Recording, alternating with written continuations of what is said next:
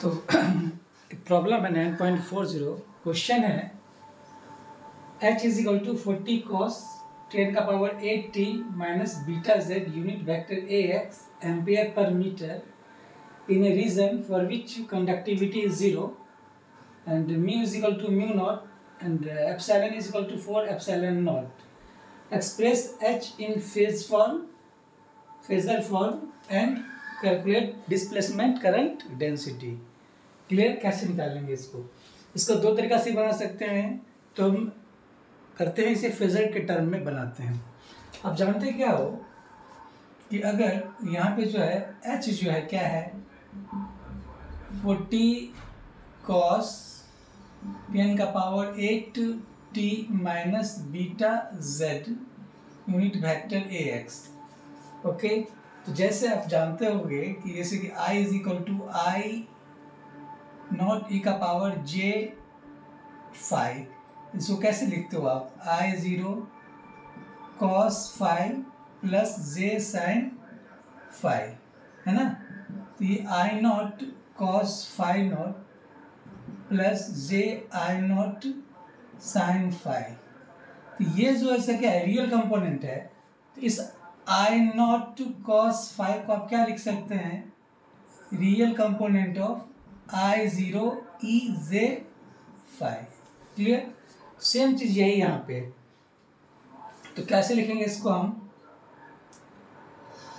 Real component of 40 e का power j 10 का power 8t minus beta z unit vector ax। Clear? तो इसको phasor form में लिखना, पहला क्वेश्चन तो यही हमारा। तो कैसे लिखेंगे इसको रियल कंपोनेंट 40 e का पावर j 10 का पावर 8t इंटू e का power j minus j beta z unit vector ax। तो और इसको कैसे लिखते हैं रियल कंपोनेंट 40 e का power minus j beta z into e का पावर j 10 का power 8t unit vector ax। Okay, तो ये जो टर्म है आपका क्या आ गया इंडिपेंडेंट फ्रॉम टाइम है। तो इसको आप कैसे लिखेंगे आप रियल एच एस ई का पावर j 10 का power 8t unit vector ax। तो जो एच एस हो गया आपका फेजर फॉर्म होगा, कितना हो गया 40 e का power minus j beta z unit vector ax। Okay, तो पहला का आंसर ये आपका आ गया। तो आप ये जो h था उसको आपने क्या किया फेजर फॉर्म में लिखा है ना, h in phasor form. Okay, next question हमारा जेडी क्या होता है डिस्प्लेसमेंट करंट डेंसिटी, है ना। तो आप जानते क्या हो we know del cross h जो होता है क्या होता है j plus J D. Clear? और ये जो j होता है sigma into E plus J D, और ये क्या दिया कंडक्टिविटी क्या है 0 दे दिया। ये जो टर्म है आपका क्या है 0 है। तो जो डेल क्रॉस h होगा वो क्या होगा जे डी के बराबर होगा। तो इसका अगर हम फेजर फॉर्म में लिखें इन फेजर फॉर्म क्या होगा ये del cross H S is equal to J S D. Okay, तो हमें करना क्या है हमें डेल क्रॉस एच एस निकालें तो क्या निकल जाएगा displacement current density in phasor form. तो सबसे पहले डेल क्रॉस एच एस क्या होगा ये क्या होगा unit vector A X unit vector A Y unit vector A Z del by del X del by del Y del by del Z. अब ये जो है आपका कौन सा कंपोनेंट है ये ए एक्स कंपोनेंट है, इसको हम लिख सकते हैं एच एस एक्स, मतलब क्या हो गया फेजर का एक्स कंपोनेंट। वाई कंपोनेंट तो 0 है, ये भी 0 है। ओके, तब ये क्या हो जाएगा unit vector A X first row first column तो ये तो 0 माइनस 0 हो जाएगा, minus unit vector A Y first row second column 0 minus del H S X by del Z plus unit vector A Z first row third column 0 minus del H S X by del Y. तो ये क्या आ गया minus Y plus unit vector A Y del H x by del Z minus unit vector A Z del H S X by del Y. इसको मैं first मान लेता हूँ, ठीक है, क्लियर। तो अब जो है इसको मैं यहाँ उतार दूँ। फर्स्ट क्वेश्चन का तरह सा आंसर आपको मिल गया है, तो यहाँ पे मैं लिख देता हूँ इसको।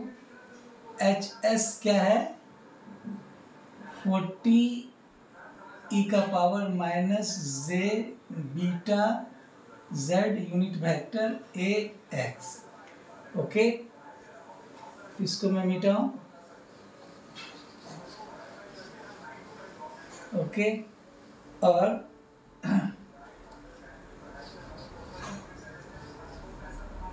इस फॉर्मूला को मैं ये लिख देता हूँ यहाँ पे, del cross H S is equal to J S D, है ना। इसको मैं हटाऊँ। अब जो है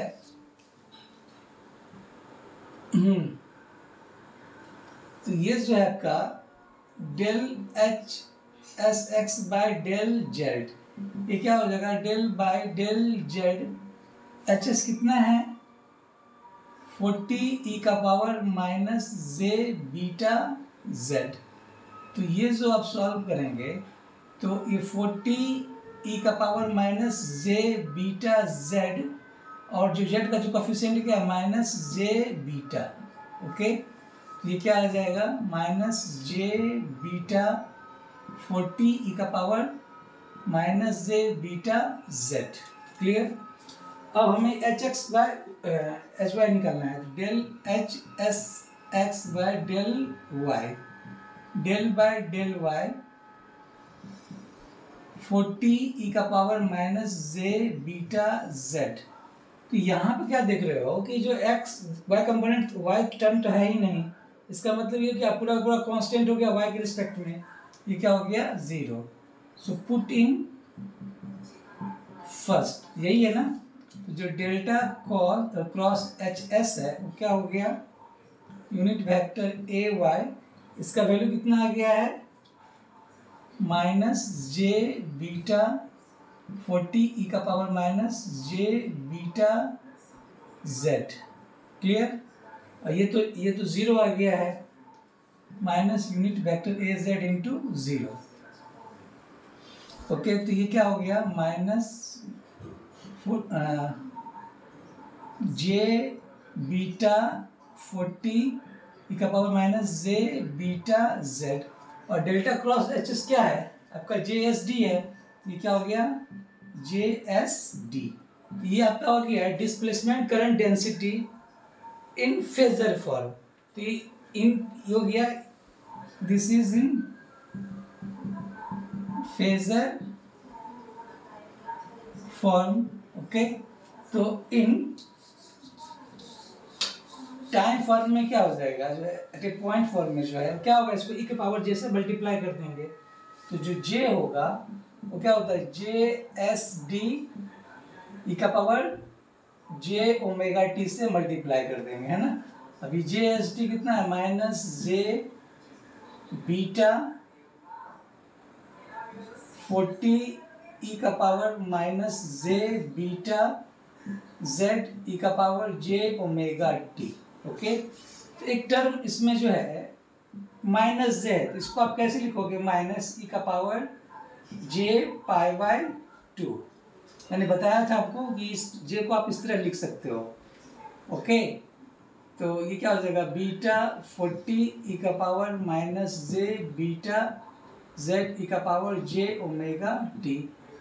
तो ये माइनस 40 बीटा ई का पावर जे को हम लेंगे तो क्या हो गया pi by 2 plus omega T minus beta Z. Okay, clear? तो -40 बीटा ई का पावर, हाँ ये तो अब ये बताओ, ये इसका जो रियल कंपोनेंट हो जाएगा है ना, इसका जो रियल कंपोनेंट हो जाएगा, यहाँ पे रियल कंपोनेंट लिख दो। ओके,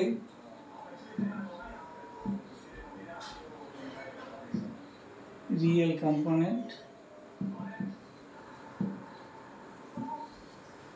ये क्या आ जाएगा? -40 beta cos π/2 plus omega T minus beta Z. Okay, अच्छा डायरेक्शन क्या होगा इसका? यहाँ पे डायरेक्शन क्या है? यूनिट वेक्टर ए वाई है ना, ये हो जाएगा यूनिट वेक्टर ए वाई, यहाँ से लिखे ना, unit vector A Y A Y A Y. Clear? तो ये आ जाएगा -40 बीटा कॉस 90 प्लस थीटा, ये क्या हो जाएगा? Minus sine omega T minus beta Z unit vector A Y, और ये माइनस माइनस क्या हो गया? प्लस, ये क्या हो जाएगा? 40 beta sine omega T minus beta Z unit vector A Y ampere पर मीटर स्क्वायर। ये आपका डिस्प्लेसमेंट करंट डेंसिटी आ गया। ओके, ये आपका आंसर हो गया। एक आंसर ये हो गया और दूसरा आपका आंसर ये हो गया। ये क्या हो गया? Magnetic field intensity in phasor form. Okay, और ये आपका हो गया डिस्प्लेसमेंट करंट डेंसिटी।